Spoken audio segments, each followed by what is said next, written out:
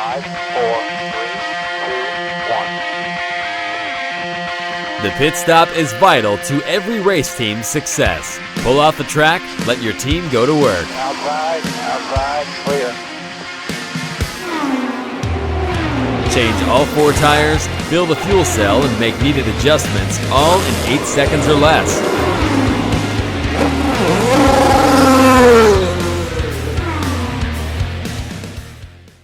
Hey, good afternoon, good morning, good afternoon, good evening, whenever you're watching the program, wherever in the world you're watching the program. Welcome to the Pits Are Open. I'm Will Marotti, your host, Alex Smith, our producer, and I am thrilled to be on the air with you guys tonight. Speed Sport One group, thank you so much. Thank you so much for Speed Sport One for having us as part of your family, and thanks for tuning in. Boy, I'll tell you, what a exciting time. You know, I'm not a big NASCAR fan, you know that, but I got to tell you, I'm excited because Tyler Reddick, for the first time in I think 42 years, it has done a three-peat in NASCAR. And the reason I'm so excited about it is not just because the three-peat was accomplished, hasn't been done in so long, but because it's Michael Jordan's team. And I'm a big Michael Jordan fan, and the fact that, you know, his team just had the wrestling match with NASCAR, and NASCAR said uncle and paid out millions of dollars for the settlement. I think it's so fitting and appropriate that Michael Jordan's team has the first three-peat in decades, since the 60s. So we're excited. We're excited for this. Really, really cool. Did it at COTA, which is fine. So it was NASCAR, it was Atlanta Echo Park, and now COTA for the three-peat. And I don't know that this is true, Alex, but I didn't go into it really because, again, I'm not a big fan. I don't think Tyler won the first or second stage. You know, I think he won the race, which I think is good because, you know, I hate stage racing, but it's not my deal. It's NASCAR's deal. So that was a wonderful thing. And then my big excitement, and I'm not unhappy about this, although in the blogosphere and in the comments, social media world, I know there was a lot of angst, but St. Pete, IndyCar opener. That's right. Hello, Palou. Alex Palou does it again. 8-time winner last year, Indy 500 defending champion, NTT IndyCar Series defending champion. Was great. So I was thrilled for Alex, thrilled for Chip Ganassi Racing. I think it's exciting. I don't know. How do you beat the guy? How do you beat the team? I mean, they are so focused. And he did a stint on the hard tires, finished up on the hard tires on the blacks, and like the tires just stayed. They didn't evaporate. They didn't degrade. They just were there. And he was turning fast lap times. It was a thing of beauty to watch. So I was so happy about that. Very disappointed for our good friend Santino Ferrucci and Mick Schumacher. Stingray Rob just piled into him, came in too hot, locked him up, took out Stingray. Mick collected the rear of Santino. So anyway, that was good. But I want to tell you about what we're really excited about. You know, we've been talking about this. I've dropped a few hints that we're building, I think, a new and revolutionary model that will help young drivers, will help small teams, and will help in a lot of different ways, but will give them the ability to reduce their dependency on sponsorship by 45, maybe 50%. Very exciting. We're getting ready to launch an app that will be kind of the portal to this program and the support system for this program. Doing a lot. I mean, we've been doing background work on this for months, and when we're ready to release it, I've written some articles recently that are appearing in LinkedIn. So if you go to my LinkedIn channel, Will Marotti, the articles are there. I'm not giving all of the story. I'm giving bits and pieces of the story there on those articles, but getting a lot of attention. A lot of people are contacting me. A lot of people are asking me what this is all about. We're not ready. It's not ready quite to come out of the oven yet, but I'm excited about it because I think this can. I know this is a bold statement that I'm about to make, but I think it can revolutionize motorsports because the business has changed dramatically. And I'm not talking about, Penske, Ganassi, Joe Gibbs. I'm not talking about those teams. But, everybody under there is struggling for sponsorship dollars, sponsoring for, every year's a new reset. Where is the money coming from? How are we going to do this? I think this will be a model that literally will be a lifesaver for a lot of younger teams, a lot of younger drivers. It's hard, and not everybody has the same resource. They didn't grow up with the same resource. They didn't have the generational wealth behind them, or they don't have 25 car dealerships. They don't have 100,000 trucks to lease. They don't have a chain of restaurants in their portfolio. So I hate to use the phrase because it's so wrongly used in our culture, but I want to democratize racing. I want racing to still be a place where it's more meritocracy, where if you're a great driver, you should be able to run. If you're a talented driver, you should be able to be out there able to compete. So many good drivers on the sidelines. So many small teams struggling for funding, not able to put budgets together. This is going to be a model and I believe a program that's going to help them overcome some of those challenges. It's going to be hard work, don't get me wrong. But there's always been kind of a joke in motorsports going back to the early days, Alex, that if you want to make a small fortune in racing, you have to bring your own large fortune, your own big fortune. Well, not everybody has the ability to do that, right? And so there was an old commercial, investment company commercial years ago that we make money the old-fashioned way. We earn it. And, I know there's no shortage of passion. There's no shortage of desire. I know drivers, teams, they are hard-working folks. They bust their you-know-whats to try to put these deals together and programs together. We want to make it a little bit more productive for them and a little easier, a little more predictable. And so that's what we're going to be introducing in a few weeks. And we'll start with the app introduction, which we hope will be by the end of March. And you're going to like it. You're going to like it. You're going to enjoy being part of the team. You'll be one of the builders. This is again, to say something is revolutionary is a big claim. And I don't want to be embarrassed. I don't like to lose. So we'll see. You'll see it when we're ready to release. All right, we're going to take our first break, and then we're going to come back with two outstanding motorsports broadcasters, journalists, podcasters. You're going to like what you hear and what you see. So stay with us. We'll be right back. Pits are open, and don't go away. We'll be right back with you. This segment is brought to you by Schaefer Manufacturing. Schaefer Oil. When performance is non-negotiable and equipment is pushed to the edge, Schaefer shines. This is protection that shows up when things get pushed to their limits. Their advanced lubrication technology reduces friction, runs cleaner, lasts longer, and it helps prevent the kind of breakdowns that cost time, money, and momentum.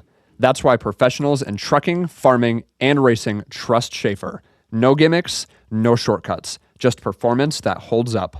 Learn more at SchaeferOil.com. All right, welcome back. I'm so excited. You realize a couple of weeks ago we did our anniversary show. 1 year we've been producing The Pits Are Open. And there's another show that's really new, a year old. It's called Lap It Like It's Hot. It's an indie podcast. I know you love the title, right, Alex? It's an indie podcast. The thing that's amazing about it to me is it's two Midwestern, not surprising, a lot of Midwestern folks in racing, but two Midwestern millennials who are the co-hosts of the program. Their names are Melina and Monica. Accessible coverage of the NTT IndyCar series, blending race recaps, driver storylines, paddock drama, light-hearted commentary, podcasting, capturing the sport from a passionate fan perspective rather than an insider lens. They've got great chemistry. I've watched them, and I'm so excited to welcome on The Pits Are Open for the first time. Would you please welcome Melina and Monica? Hey, guys. Hello. Hi. Thanks for having us, Will. Thank you so much for coming on. I can't say how excited I am. So now let's take a few minutes for both of you. Tell us how you gained a love for motorsports, and then what was the genesis of the new show. Let's start with Melina. Go ahead. Sure. So my dad was a huge racing fan. He grew up in Italy and things like that, so he was a big Ferrari fan. He took me to the Ferrari factory, I think, when I was like 8 years old or something like that. So, yeah, super cool. And I went to my first F1 race when I was like 12 years old in Indianapolis.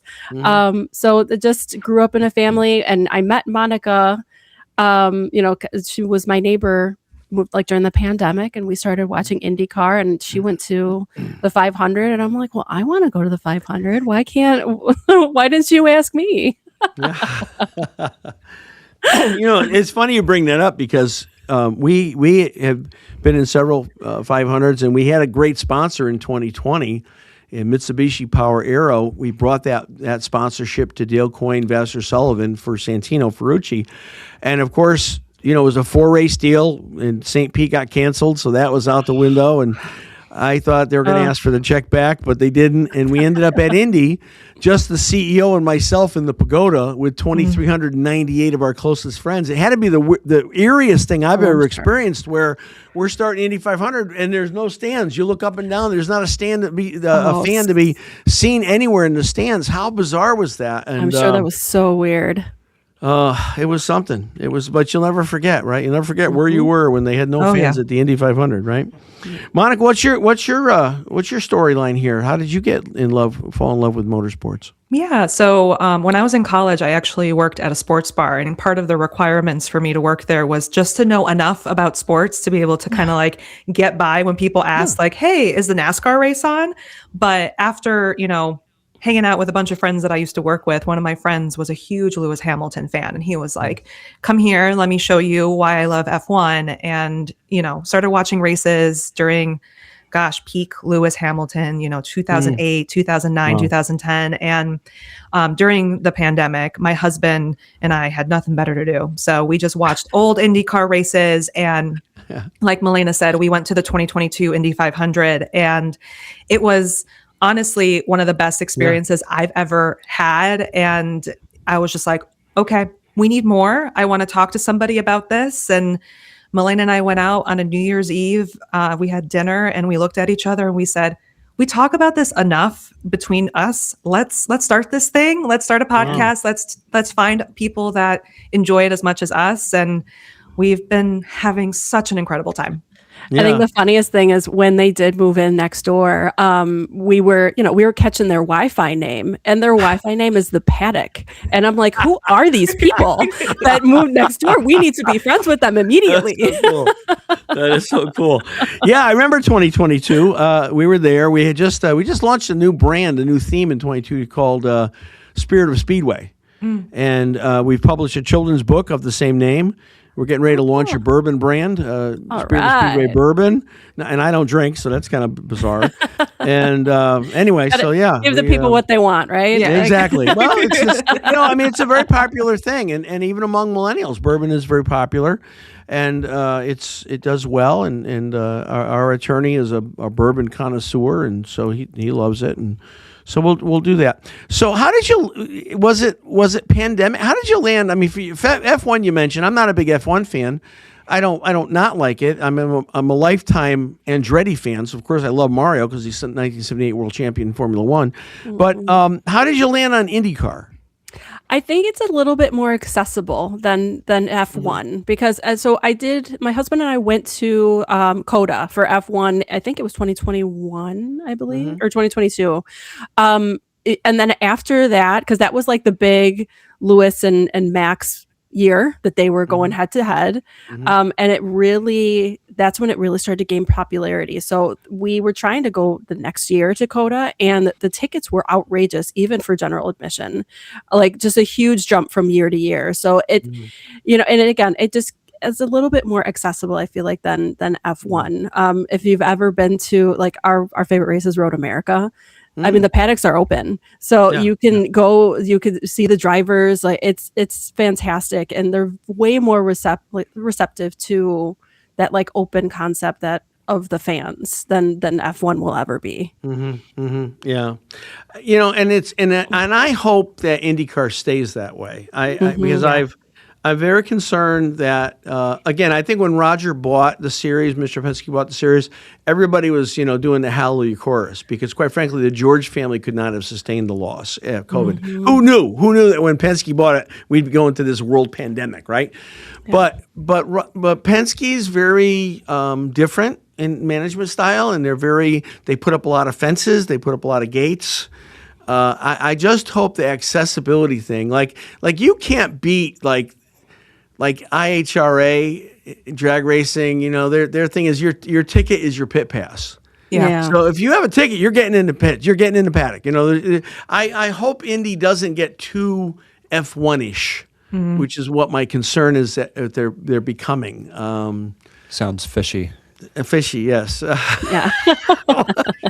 But I just, what do you guys think about that? Do you have a take on that, or what do you think? Mr. Penske is a businessman at the end of the day. So I do think that there's going to be certain elements that are going to be premium. I think during the St. Pete broadcast, they brought up a new premium suite. I think it was Studio 94 for their high celeb type of moments. So I feel like we're going to get more of that. Also, Melina and I have talked about this a little bit on the podcast. Fan behavior and safety needs to be a priority, right? Like, we understand that we want to get one-on-one time with, the Patos, the Joseph Newgardens, the Will Powers of the world. But at the end of the day, they're human. So pushing, shoving, being in the way, like the more people do that and the more crowd control issues there are, the more they're going to scale back, right? So we put a little bit of ownership back onto us as fans of making sure that we, behave in a safe way. But I'm not surprised that, certain pit access and things like that, you're going to need to pay more, et cetera, et cetera. I just hope that, we're not looking at the thousands of dollars to go to the Indy 500, right? Sure. A lot of that accessibility is for families to be able to bring their entire family and, sit in GA and enjoy a day, watching race cars. So we're hoping that stays the same. But, at the end of the day, Roger also wants to make, a little bit of profit off of the series as well. So don't worry about that. They're making a little bit of profit. All right, a little bit more profit. Yeah, we're not feeling bad for Penske or anything. I mean, Roger paid arguably $185 million for the series and for the track, which at the time was pocket change, right? But that's what they needed, right? It was a low asking price they wanted to get out. Sure. Now they're saying the track and the series are valued at about $2 billion. Yeah. So he's done okay. I don't feel bad for Roger. And again, it's his money. I understand that. But I do sense a little bit more restrictive environment where you don't get that in NHRA, you don't get that as much in IMSA, you don't get that in other series. And I just hope we remember this is about the fans. It's right. Without the fans, you don't have anything. But did you guys watch St? Oh, we have a commercial. Let's take a break. Hey, let me just ask you guys to hold on. We're gonna take a break and we'll be right back. Don't go away. This next segment is brought to you by Speed Sport and Speed Sport 1. If you live for racing, Speed Sport is where the conversation starts. From breaking news to exciting feature coverage of the biggest events across the country. They don't just report results, they tell the story behind them. IndyCar, NASCAR, dirt track, drag racing, and more. The headlines, the highlights, and the rivalries. Speed Sport keeps you locked in all year long. Don't just follow racing, stay ahead of it. Visit speedsport.com, tune into Speed Sport 1, or head to speedsport1.com, your home for everything racing. All right, welcome back. And I just want to make a statement of clarification. I love IndyCar, and it is the thing that I fell in love with as a little child, as a kid. So I'm not being negative for the sake of getting a rise out of somebody. I'm not being negative because I'm upset with anything, but I do love IndyCar, as much as as much as I love anything. St. Pete, what did you think? The quiet assassin of Palou, right? It's just, I mean, it's out. Hello, Palou. Hello, Palou, the Palladium King, whatever that you want to call him at this point. He is, I mean, he's unstoppable. He really is unstoppable. I guess I wasn't unhappy about it because I like him. But they interviewed Joseph Newgarden. I don't know if you saw the interview, and they're like, "Well, what's it going to take to stop Alex? Do you think he could have another breakout year?" And Joseph goes, "Well, it could happen. I don't know." But I mean, of course, Newgarden had a bad year last year. I mean, Penske as a team, as a unit, had a bad year last year. Mm-hmm. So, Scotty Mack had a great day. But Alex, gosh, he is something else, isn't he? Yeah. I mean, he's just a beast. I don't really know. It's almost like you just want to just, you know what, it's like a Max Verstappen situation where you're just like, well, let's count from the second point on, then we'll go from there. We already know Alex is going to win it all. Yeah. So let's just So what do you think it is in drivers like Max, like Alex, like Mario Andretti, like what do you think what is it about these guys that gives them the ability to be so dominant over a period of time, not just a one race or a season, but over a career? What is it about them, do you think? What attributes do they possess that allow them to be so dominant? Outside of racecraft, it's the people that are around you, right? Like that, the overcut, worked. You have Barry Wanzer kind of calling the shots for Palou. And, I think that plays a part of it is the team behind Alex, right? Alex is extremely calculated when it comes to tire deg and taking the corner where it needs to take, right? And being calculated with how he overtakes on the track if he needs to. So you add that plus an incredible strategy team, plus, the backing of, having Dario Franchitti on the stand, having Scott Dixon in your back pocket and doing Scott things, right? I think that all plays a part in it. We've had drivers like the Meyer Shank guys, they get the same data that CGR gets and they look at it. And Felix at one point was just like, I don't even know how that's humanly possible. So he's just a superhuman. And then you add the incredible talent behind on the stand and you're like, okay, I guess we have it. Yeah. Well, I hear other drivers talking about Alex and just his ability to execute and focus. And it's like he's in another place, mentally, emotionally, where some drivers will, he made a couple of mistakes last year, but I mean, the guy is just so able to hit his marks repeatedly, consistently. It's really a thing of beauty, I think. Yeah, I think so too. Absolutely. Yeah. I mean, and there's just some people that are just built for that sport. Like, they eat, sleep, and breathe it, and they're just made to race. So Tyler Reddick in NASCAR, we'll go, I digress. NASCAR 3 in a row, hasn't happened in years. And I'm so happy it happened for Michael Jordan's team because I'm glad that they basically took NASCAR to the mat and NASCAR said uncle. What do you think, though? I mean, is it possible that we could see another Alex Palou 8-win season and a Tyler Reddick, dominant season in NASCAR? Is that even possible? I just want to take 1 second and just say, repeat the three-peat again. We're both Chicago girls, so anything that has to do with Michael Jordan, right? Yes. We were alive during the repeat the three-peat, and now we got a three-peat in NASCAR. So, I don't know. NASCAR is I feel like with stage racing and all of the new things that they've added to it, I do think that you add a little uncertainty, right? You have the restarts and you add a little bit more chaos. And, watching the race last night, like, Reddick's leading, but guess what? SVG is right there. And everyone's like, oh my God, is SVG going to, take that 6th road course win and do whatever he needs to do? But Tyler, even during his interview the week before, was like, we're going to COTA. I'm not usually good there. And then he just shows up and you're just like, what is Michael Jordan feeding y'all over there? Like, it is insane. But I feel like in NASCAR, if that were to happen, I think that would be like history making. Holy crap. Right? I'd be coming if Michael Jordan and Tyler Reddick win NASCAR this year, I'm like a NASCAR fan all over again because I love Jordan. I love what he represents. I love what he does. And it's so funny when people come up with, who's the GOAT, Jordan or LeBron? And you ask the guys that played and they all say the same thing. It's not LeBron. No, it's not LeBron. No, it's Michael. It is no question. Even LeBron James's children are wearing Jordans. Okay. That's all I got to say. All right. So let's just wrap up with the what I think is the biggest news in IndyCar, certainly since Penske bought the series, but I think even before that, it's the re-signing of Honda and Chevrolet. How problematic would that have been if one or both just pulled up stakes and said, "See ya"?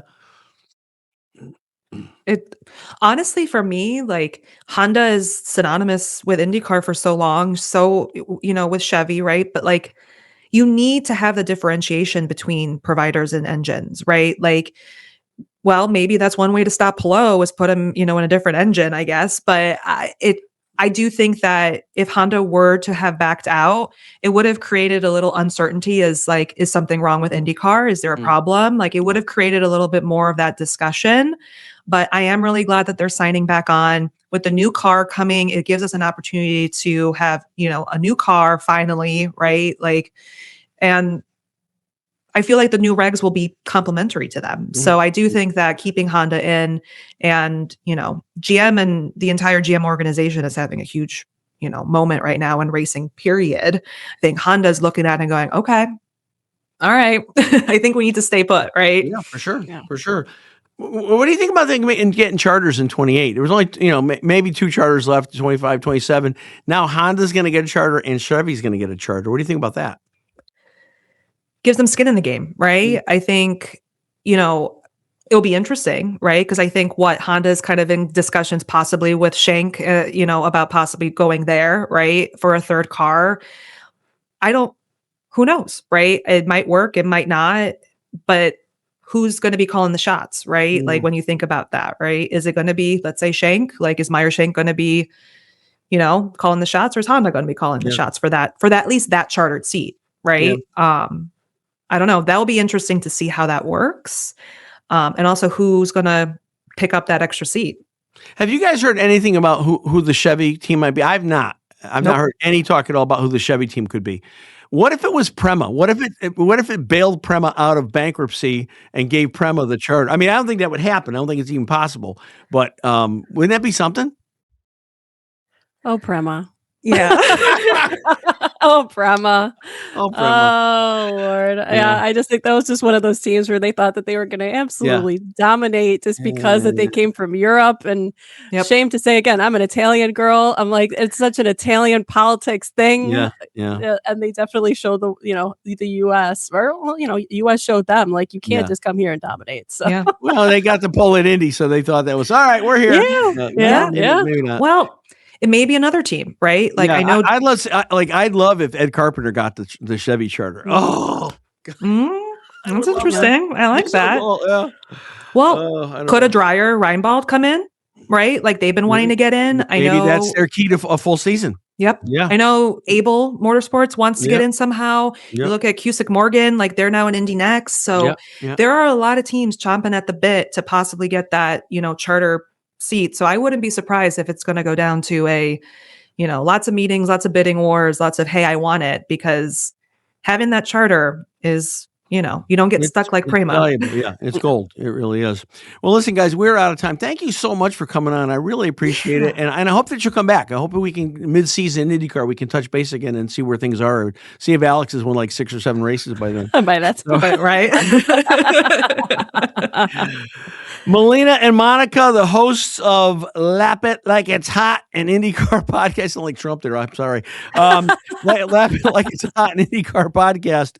And what's the best way to get the podcast? Yeah, we're on Spotify, Apple, YouTube. Our handle's Lap It Like It's Hot, as well as on social. So we're easy to find. Right next to the Snoop Dogg song, Drop It Like It's Hot. You'll find us right there. Hey, thanks, guys. Again, appreciate you.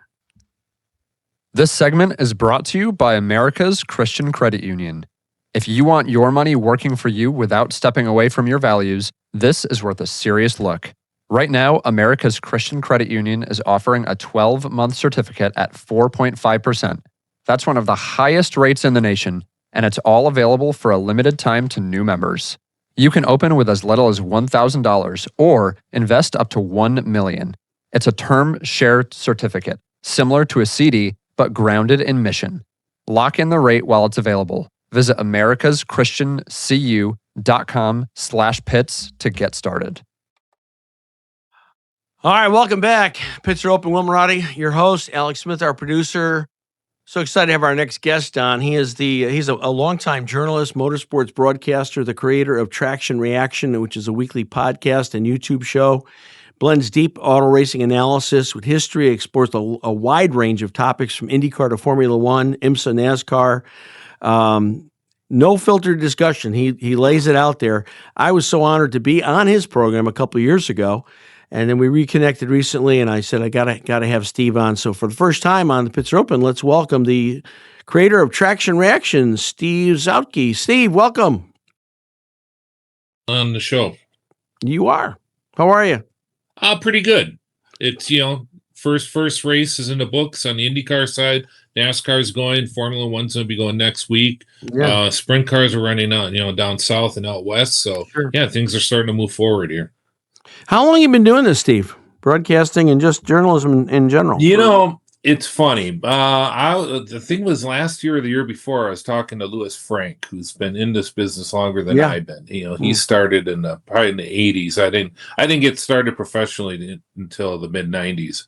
But we were in the media center up on the fourth floor there looking around, and we kind of came to we kind of realized that, hey, we're the old guys now. All those guys that came before us are all gone, and now we're those old guys that we used to kind of go, oh, hey, look at those guys. Yeah. So. Yeah, I feel like that sometimes with church. I've been in ministry for 32 years and pastoring the church for 26. And when we started church, I was one of the younger guys. There's a lot of guys that were older than me. Now I go to a meeting, I'm like, where'd they all go? I'm the old guy now. How did that happen? What did you think of St. Pete? I mean, what did you think of the race, quality of the race? What did you think about the Palou onslaught continuing? It's the first race of the year. So everybody's just happy that we got IndyCar racing back. So usually people go, you should, in fact, in my opinion, should say, even if the race is boring, which unfortunately the second half was, because we got Alex is hooked up, the team is hooked up, they're already at mid-season form. Look out. And so you're like, okay, well, here we go. But it was, like I said, it's first race of the year. It's nice to see the new liveries and everything. So it's like, okay, who's on whose team, whatnot. But that kind of helps it. But yeah, unfortunately, St. Pete, isn't my favorite track on the circuit. But like I said, first race of the year, it is a good location. It's down south. You don't have to worry about rainouts. Like the first race at Eldora on the USAC schedule every year. That kind of thing. So yeah, racing's back. That's all I can say.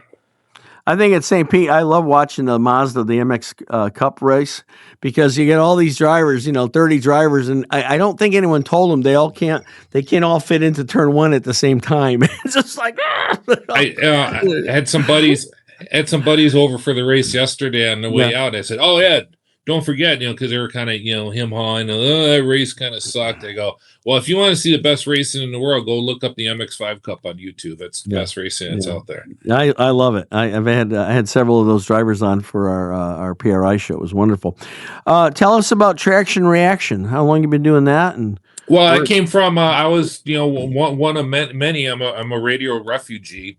I worked at the Milwaukee Mile, and part of my duties was to, I appeared on a sports radio station on their racing show to promote the Milwaukee Mile starting, I want to say right about 2005, 2006. And I did that for a few years. I went through a couple promotional groups at the Milwaukee Mile, and eventually was hired by the radio station as, I was one of those weekend guys, and I would fill in on doing some football or basketball, NBA stuff, post-game, pre-game shows. And then eventually it was intercom to Audacity, and then Audacity decided to go all syndication at our sports radio station. Now they brought some of the guys back at that station, but I went out, and so I started to do the podcast I think about four years ago. Yeah. And it's been doing great. I still appear. We have a syndicated show. One of the guys that work by us, he does a statewide syndicated show. I'm his motorsports guy there on the Bill Michaels show. So I'm still out there, and I'm still loving it. But what I like about it now is I'm kind of doing the stuff I want to do.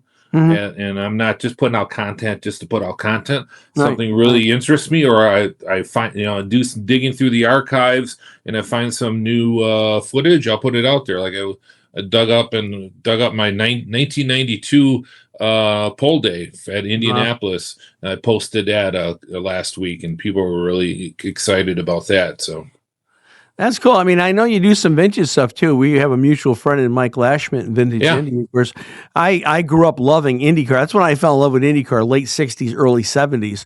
So the cars that Mike is able to bring together to events are just like, oh my gosh, it's like I'm going back to my childhood, it seems. Yeah, I had Mike on the show, and when I was down in Indy a couple weeks ago, we were chit-chatting, and we were talking about, what can we do to get Milwaukee, get Vintage Indy at Milwaukee. I was able to put them together with some people at the Milwaukee Mile, or at State Fair, I should say, and also at IndyCar on 16th Street, and they were able to work out a deal. So happy to see the Vintage Indy will be not only at Road America this year in Wisconsin, but also at the Milwaukee Mile. And they'll also be at Gateway, and there's other events too. Laguna Seca in California, they'll be out there. So he's got a full schedule. Yeah, no, I think Mike does a great job, and I just love basking in being around the older cars. It's just such a blast. Hey, Steve, let's hold on for a second. We're going to take a break. When we come back, I want to talk a little bit about the state of motorsports in general. I'd like to get your take on the NASCAR trial, the settlement. What does that say for other series? Does it say anything about other series and potential lawsuits? But we'll be right back. Don't go away. Stay with us. All right, welcome back. Pits are open. Will Marotti, your host, Alex Smith, our producer, and with us, a fellow, a much more skilled broadcaster and journalist than I am, Steve Zotke, who is the creator and curator of Traction Reaction. Steve, welcome back. NASCAR trial. I've heard multiple sources say that the NASCAR lawyers were urging them from day one to settle. Don't let this get out there. Don't let this get before a jury. They chose not to. I think probably now they regret that, and ended up with a massive settlement to Denny Hamlin and Michael Jordan. I've seen written $320 million. But when they pulled the covers back on that, we found out some things that I don't think the average fan certainly understood. And that was that some teams in NASCAR, even not maybe tier one, but middle tier teams, they're losing millions of dollars every year. And I wonder if that is more indicative of a lot of motorsports teams that are struggling financially, trying to, sponsor dollars aren't as easy to come by as they used to be. What's your read on that? Yeah, there's so many layers to this. Looking back at NASCAR's decision, if you go back in the history of NASCAR, they would never lose any type of lawsuit or any type of pushback. Going back to when Curtis Turner wanted to unionize them back in the 1959, 1960, and he earned he got the lifetime ban from NASCAR. And other stuff, whether it was the Talladega boycott in 1969, and there's other issues that have happened. It's always been NASCAR's way or the Bill France way or the highway. And I think you get this air about yourself that we are all is right. It's never our fault. It's all somebody else's, and the courts are always If we have the court in either Charlotte or Daytona, we got all the judges, and they'll side with us. And I think it was one of the biggest miscalculations, not only in NASCAR but in the world of sports. And it really exposed them, and it was a huge miscalculation on their part. It really exposed the leadership and the family. And it costed some people their jobs, and I think down the line it will cost others too. And I agree with them. I think the days of the Francis owning NASCAR are numbered. I think they're gonna take the money and run at this point, because it's a tough road they really have for them. And it's you look at racing. All sanctioning bodies have made missteps, whether it's the baseball or the NHL strikes and work stoppages, IndyCar with the IRL and whatnot. Which either side you agree with there, but you got to work your way back. So it'll be really interesting to see how NASCAR does. I mean, they had great ratings at Daytona. They got a little bit of momentum back Yeah. because a lot of people were saying, "Oh boy, this really exposed them." Mhm. Now, it is interesting, and the conspiracy theories love this Abound. when you got Michael Jordan's team suddenly winning the first 3 races of the year, something that's never been done before. So, it is interesting, how that happened. So, but on the money side of things for the teams, Yeah. I mean, there were two sides of this. And the story I got was one time Richard Childress was bitching about NASCAR rules, money, costs, and everything. And Bill France Jr., they were in where the RVs were. Yeah. And Bill France Jr. came up to him and said, "Richard, look at this RV. Look at your motor coach here. You own wineries now. All this. Would this be even possible without NASCAR? Now, you might not agree what we're doing on now, but things that, we've treated you pretty well and you've done very well. Let's just toe the company line on this one." Yeah. And that's how he worked. And that's how things worked in NASCAR back then. And Hendrick Racing, there was a really good story, I want to say about 10 years ago, with the 4 cars. They had at that time, I think it was an $800,000 budget for the 4 cars, and that was entirely covered by sponsorship. Now, some of the operations and other stuff, was not, but what their main thing was 4 cars, 800 grand, and we need to find sponsorship to cover that 800, and then we'll work on the rest. And they have not been able to do that. And now that goes back to a lot of it is the when the cigarette companies, when Marlboro left and Winston, and that's a pot of money. NASCAR, IndyCar, NHRA, any of them, IMSA, have never been able to recover, and it's been really, really hurting. Now, NASCAR's been able to recover some of that back with the TV revenues, and there's kind of where they've been. That's where the teams and NASCAR are fighting, because NASCAR is keeping so much of those TV revenues. You got the teams, like you said, that are hemorrhaging money left and right. Well, and I don't think I don't know that there's a direct correlation, and I don't know there's a direct case to be made. They were using antitrust laws in the NASCAR suit. I switch over to IndyCar, which is my love and passion. Prize money in IndyCar has always been negligible, and even with the Indy 500, you look at the Indy Star will publish how much they won. Well, you got to remember they factor in leader circle money into those numbers, so it's not just pure prize money. And if there ought to be the greatest purse in the world, I think it should be for the Indy 500. I mean, my gosh, where else do you get 350,000 people showing up and buying hot dogs and soda, everything else? But yet the monies that are awarded are not really strong at all. And now they're saying, okay, they're going to increase the leader circle, which is if you finish in, I think, the top 22 of the series, and obviously you're a charter team, you get a $1.6 million per car. That doesn't even pay for the engine lease. I mean, it's meager. So I wonder if somebody in IndyCar is going, you know what, we love Roger, but they got to do a better job of helping us recoup some of this money.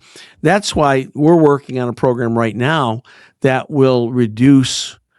And we're doing a working model. We're not just throwing theory out there. We're going to do something that works. But it's going to reduce the team sponsorship dependency on sponsorship by 40, 45%. I wonder if there's enough, I don't know, not discontent, but is there enough curiosity among owners, among teams to say, this is a model that's basically broken and we need to do something else? Yeah, I mean, it seems like no matter how much money you get back, you're going to spend more anyways. Look at Formula One. Formula One, some of these teams are getting hundreds of millions of dollars back through the manufacturers' points and what they receive there. But yet the teams are spending that much more. So it seems like they're losing money. I mean, who knows when the last team that actually made a little bit of money. And there's ways you can go about that. I mean, all these IndyCar owners and that, they're crying poor, but if you ever seen them pull up in their Right, cars and their motor coaches and where they live, and we know where some of them live and that, Sure. Sure. I understand that, but you guys are doing, somewhere you guys are getting paid for this, or you're paying yourself back with some of that money. So, and then that's how it is in with Richard Childress. I mean, Richard Childress. I mean, this you darn right. The smartest thing he ever did was bring in Dale Earnhardt at the perfect time, and I was on advice on several people, including Bill France. You need to hire this guy because they just took off, not only as a team, but him as a driver too. Sure, and then the marketing too, and NASCAR was ascending at that point, and then GM stepped in. Yeah, he became very quickly became a very, very rich man. So, well, probably the best gift NASCAR ever received was the IndyCar split. I think in terms of percentage fan growth, NASCAR had more fan growth during IndyCar split than any other period of time. And those teams, don't forget, there's only a few. When you think of the top tier teams, there's only a few teams that racing is their business. Ganassi, that's what he does. He races cars. Meyer Shank, Mike's worked up a hard way, came up through, hard work in sports car. But when you're looking at teams that either have, 25, 30, 40 car dealerships, or, they got 150,000 trucks to lease, or they got a chain of restaurants, whatever. Most of these guys are living big, not off of racing, but off of their other, no taking it away from them. They earned it off their other businesses. But that's what I'm saying. The days of you towing a single car to Indy in an open trailer, those days are over. But will anybody be able to break in at this point, or is it going to all become, like F1, it's a closed shop? Look at Cadillac had to spend $600 million just to get their foot in the door. I mean, it's hard. It's very tough. You can come up through the ladder system. We have Augie Paps Racing here. Augie Paps. Yeah, Augie's a great outfit. Augie's a great guy. Yeah. Yeah. But they do it the right way. I mean, all their drivers bring a check, and that's how they fund the team. And they know, and it's set up for them, and they've set up a program. Is they talk to the dads. Hey, you bring your son here. We're going to teach him to drive. We're going to put him in a good car, and he's going to be able to progress up that ladder if that's what if that's what you want, and which they all do. So there's programs in place, and we've seen it now with IndyCar. Now there's some teams that are moving up. And your previous guests, you were saying that too, with these teams, that these could be the next teams that will be coming in IndyCar. And, sure, the drivers all want to come up through the ranks. The Indy Next drivers, they want to get into the IndyCar series. You're darn right. There's a lot of Indy Next owners who are thinking, I really want to get into the big show, don't they? Yeah, but it's going to be hard. The seats are starting to decrease on the Titanic. How many open seats? And another thing, it gets me so mad. Every about 4 or 5 years, I'm sure you've seen this too, whenever we hit 26, 27 entries, people start panicking. And then IndyCar slip out, well, maybe we're going to cap the entries. Well, they're going to with the charters. Don't do that. Steve, that's the whole purpose. At 27, it's a full field. And what do they say? So some of the same tracks that they run 35, 40 IMSA entries, they only run 27 Indy cars. Why is that? Well, Paddock, we don't have enough pit boxes. Well, why not look at Formula One? Formula One has one pit box per team, and they alternate stops. So you don't need 20 pit boxes, you need 10. Well, why doesn't IndyCar get creative with that and be able to open the fields a little bit more by utilizing a similar pit strategy? Yeah, it seems like every time IndyCar says, we might cap the entries, they lose 1 or 2 entries that fold or go under for whatever reason. So. Steve, I hope you'll come back, Steve. We could talk. We've got a lot to talk about. We can always have a lot to talk about. Thank you so much for coming on. Best wishes. What's the best way to get Traction Reaction? On YouTube, Traction Reaction Podcast on YouTube. Would appreciate it if you guys tune in, and please subscribe to my podcast. And like I said, on the Bill Michaels Show, I'll be making monthly appearances and even more as we get closer to like Road America and other events inside Wisconsin here. All right. Hey, thank you so much, Steve Zotke. Appreciate you coming on, and hope we talk to you soon. We'll bump into each other somewhere. Yeah. Thanks a lot, Steve. Thank you. Sounds good. Thank you. All right, that's a wrap for us. Alex, thank you so much. Great job. Thank you, Melina and Monica from Lap It Like It's Hot. And Steve Zotke. We'll be back next week. Don't go. Stay with us. Watch us on YouTube. Oh, go to our website, pitsareopen.com, and sign up for our newsletter. So keep following with us. We appreciate you so much. Thank you. Thank you, Speed Sport 1. We love you. Goodbye.